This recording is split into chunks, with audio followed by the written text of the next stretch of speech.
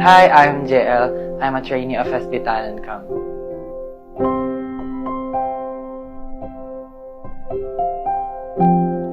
Magpe-prepare na po Okay lang iba-bird ng nila. kape. Uy, saan yung MC natin? Oo nga. Uy, dali. Tabi kayo, tabi kayo. So, nagpe-prepare po kami. Performing po kasi parang every time po na nagpe-perform ako, mas nafe-feel ko po na yung sarili ko po, ganun. Like parang iba po siya kapag parang daily life po. Tapos iba po siya kapag nagpe-perform po ako na parang ayun po yung feeling ko na bagay na kahit gawin ko po paulit-ulit. Like, di po ako magsasawa po, ganun. I miss your love.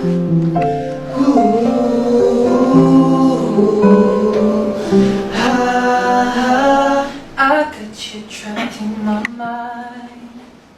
Feelings I cannot deny. Things that I see when you're with me. Then shadow keeps following me. Gusto ko po ako yung artist na magiging reason po na isipin nilang kaya rin po nila. Since ganun po ako nung mga times na nangangarap pa lang po ako na masyado ko po kasing dinadoubt yung sarili ko po. Jay Lawrence, good luck on this new path you are taking, and I wish you the best. Just remember to always keep your mental health in check, and your friends and family are just one call away. Thank you so much sa mga memories na mga nabuo natin. Sad, happy, unforgettable moments. And I know na gagalingan mo dyan. Kaya huwag ka masyadong mag-worry, huwag masyadong isipin. Good luck dyan and fighting. Bye-bye! Ingat ka dyan, Jen! Sa ngayon, hindi pa talaga nagsisink in lahat kasi hindi pa kami ready na, ayun nga, paalis ka na. Pero, ito na talaga yung time. Alam namin na gagalingan mo naman dyan. Gagalingan din namin dito. Lagi mong tatandaan na kahit anong oras, kahit kailan, welcome ka sa amin. Lagi mong tatandaan yan, okay? I love you. Pinaka-best ko pong memories sa kanya is yung...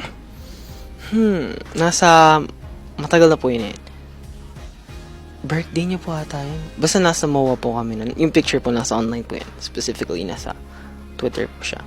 So yun, best memories ko yun kasi dun kami nag-start mag-open to each other. Dun kami mas nagkakilala. So yun, dun ko siya mas nakilala. And message ko sa future JL, galingan mo. And yes, good luck sa iyo dyan. And huwag ka magpapauga. And yun, gawin mo lang. Represent the people well. So, from Plus. Siguro yung personal message ko kay JL is that I know you can do it. Confident ako sa'yo. Kasi feel ko, no, I feel like you can do everything. And that's what I really like about you. And that's what I really appreciate about you. Kasi you're like a sponge. And you can take in everything. So I'm just rooting for you.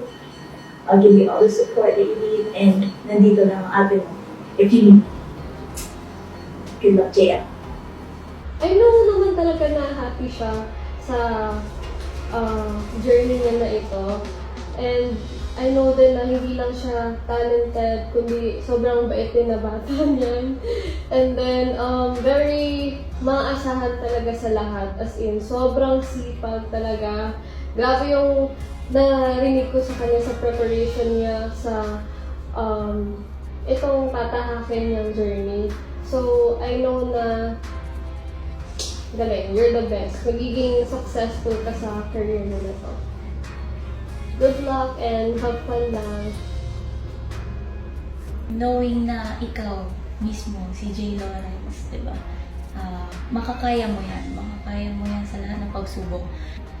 We always believe in you naman. Lalo na nung trainees pa lang tayo. Kasi hindi ka magiging kung sino ka man ngayon kung hindi dahil sa lahat ng mga efforts na binigay mo for the past few years. Kaya what more kung itong opportunity na to is mas magiging mahirap. Of course, kakayanin mo.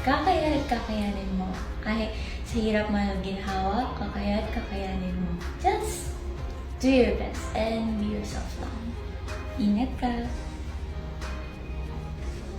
alam ko hindi ka mahilig sa mga cringy na emotional stuff. Kaya iiksian ko lang.